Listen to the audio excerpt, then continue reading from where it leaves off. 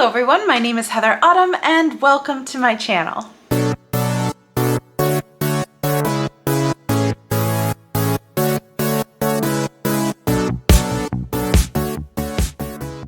Good morning, or I guess afternoon if you're watching this. So I've been doing a lot of going out of my apartment and exploring and all of these things, and I wanted to bring it back home a little bit, mostly because I miss my house because I feel like I'm always out and about. I want to catch up on some chores, and I also miss cooking, and I love cooking, but when I'm out eating other people's food all the time, I don't have the opportunity to cook. So this morning I'm going to be showing you how to make a guava cheese pastry, and I'll be having that with eggs and sausage and some fresh fruit. I've been doing this thing lately where I've been eating 2 meals a day, which is mainly breakfast and dinner. And it's just because I noticed that when I eat lunch, I tend to not eat well. I'll just eat like whatever, and it's just really unhealthy. And part of that is because I'm not actually really hungry for lunch. So I've been cutting that out and I've been losing weight. I've been going on these walks. I don't know if you can see in my face, but it's getting thinner, and the scale is telling me I'm getting thinner, as well as my clothing.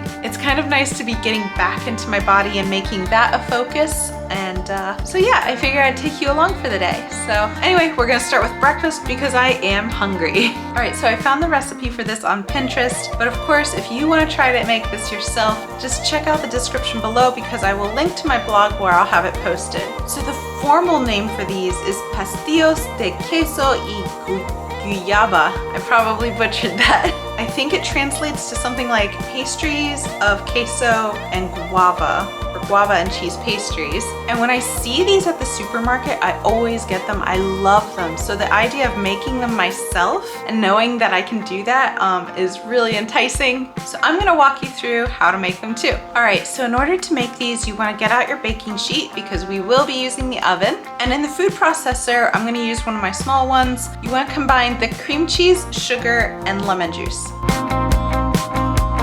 So after that, you're gonna quickly clean out your food processor, and then you're gonna add in your guava paste and your orange juice. So you're gonna line your baking sheets with parchment paper, and then you're gonna roll out your frozen puff pastry sheets. I'm not gonna go through the trouble of making puff pastry because it's a huge, long process, but if you want to, go for it. So you're gonna take out one of the sheets and you're gonna roll it out so that you can make 6 4-inch by 4-inch squares. And to the center of that square, you're gonna add some of your guava mixture as well as some of your cream cheese mixture. Now there's all kinds of ways you can decorate this. I'm gonna go for just a simple triangle. So I'm just gonna fold it in half and then crimp the edges with a fork. This is how I see it done at the grocery store, and that's just kind of how I've been just traditionally used to seeing it, so I'm gonna go that way. So after this, you wanna firm up your pastry, so you're gonna pop it back into your fridge for around 20 to 30 minutes. And while they're chilling, you're gonna preheat your oven to 400 degrees Fahrenheit. You're also going to create a glaze by just taking some granulated sugar and dissolving it in water.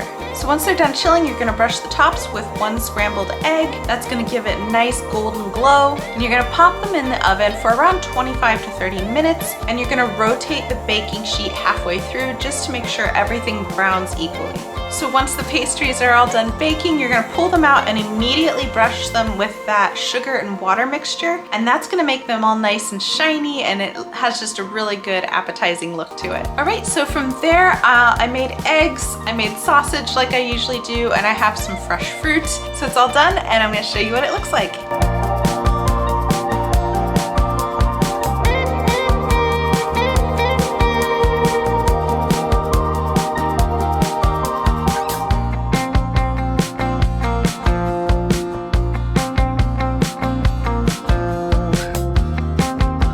I love how they look. They look exactly how I remember seeing them at the grocery store, so I'm really happy about that. All right, I pulled off a piece here. You can see a little bit of the guava. I will say that it puffs up, and some of the guava was absorbed into the puff pastry. So fair warning, if you think that it doesn't need a lot, it does. So here it is. It's all golden and fluffy. That egg wash put a nice shine on it. All right, so I'm gonna give it a try. It's crispy, it's crunchy, it has that sweet guava flavor balanced with the cream cheese. I love it. And it wasn't that hard to put together. It did take a little time. I think this is one of those recipes that is really quick and easy to just throw together on a busy morning, and it looks like you worked really hard. So with that, I'm gonna go and enjoy my breakfast and pick it up from there. So I've been gradually adding to my at-home gym, and because I lost some weight, I went and I bought this new thing. I'm really proud of it. So this is my new pull-up bar, and it has a support with it. So I put my foot in there, and then these elastics connect to the bar and it helps me. So I do have like permanent numbness and weakness in my left arm, mostly due to some surgeries that I had that I showed on this channel before. Nothing serious, but they did have to cut through some nerves to get there. But I used to do pull-ups really easily. So I'm just trying to get back into the habit, and I think having the elastic support will help. So I just wanted to show that off because I'm actually really proud of it. All right, so I'm gonna make dinner, and for this I'm gonna be making some healthy chicken enchiladas. Also, in terms of toppings, I'm only gonna be using pico, and that I got made by the store. But if you wanted to do something like a low-calorie sour cream, I would suggest using Greek yogurt. It tastes pretty much the same, but it's a lot less calories. All right, so the first thing you wanna do is prep all of your vegetables ahead of time, and then you're gonna preheat your oven to 350 degrees Fahrenheit and prepare a casserole dish, preferably a 9x13 dish. You can spray this with a non-stick spray like Pam, or use whatever cooking spray you prefer. Next, in a saute pan, you're going to take your chicken breasts and you're going to season them with your cumin, salt and pepper, and garlic. You're gonna put a little olive oil in the pan and then just add those to there, and you're gonna cook them anywhere from 6 to 7 minutes on each side, or until they're cooked all the way through. You're gonna remove this from the pan and add in your garlic and your onion.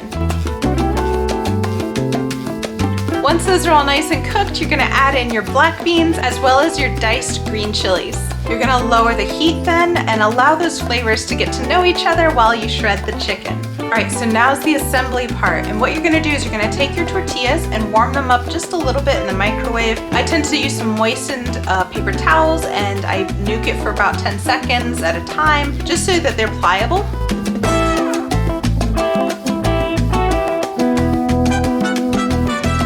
Then you're gonna take a bowl and you're gonna take your enchilada sauce and you're gonna dip the tortillas in enchilada sauce and then put a little bit of that filling in the middle. Then you're gonna roll them up and you're gonna put them seam side down in the casserole dish. All right, so once your enchiladas are all created and in their casserole dish, you're gonna take some of that extra enchilada sauce and put that on top, as well as some of your cheese. Then you're gonna pop that in your oven and bake it for around 15 minutes, and then it'll be all ready to serve and eat. Now, like I said, you can add guacamole to this, or you can add Greek yogurt or sour cream. For me, I'm gonna stick with pico de gallo.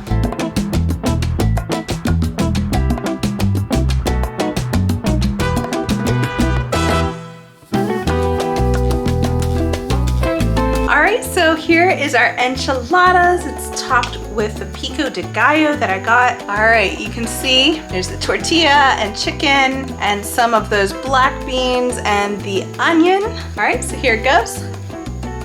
That was a big bite. That is so full of flavor. So the enchilada sauce has soaked into those tortillas. The chicken has that meaty flavor, but it's also a lean meat, so that makes it easy. And then the garlic and the onions and the peppers and all of that, they all play well, and it is perfect for summer. And there are other things you can do as well if you want a lower calorie option. One is to use some reduced fat cheddar. And then for the leftovers, which are right behind me, you can just pack those away in some sort of storage containers and either put them in your fridge like I will if you're planning to eat it all week. But if you're thinking of freezing these, I would do that before you go and you put them in your oven. And that can be stored up to about 3 months in the freezer. So I hope you enjoyed today's episode, and I hope you have some new recipes for your repertoire. Again, if you want to try any of these, be sure to check the description below because I will have it all written out in my blog. And actually, I have a whole food section. So if you go there and you look through all the pages, there's tons of things to cook. So this is a travel and food vlog. If I'm not traveling, I am cooking, or I'm doing both. And so if that's your thing, be sure to like, subscribe, and hit the notification bell. I release a new episode every Sunday around 3 o'clock Eastern Standard Time. Oh my gosh, it's so freaking humid because it didn't rain, but there was like tons of clouds and it was threatening to. Anyway, I hope you have a great rest of your week and I will see you next Sunday. All right, bye.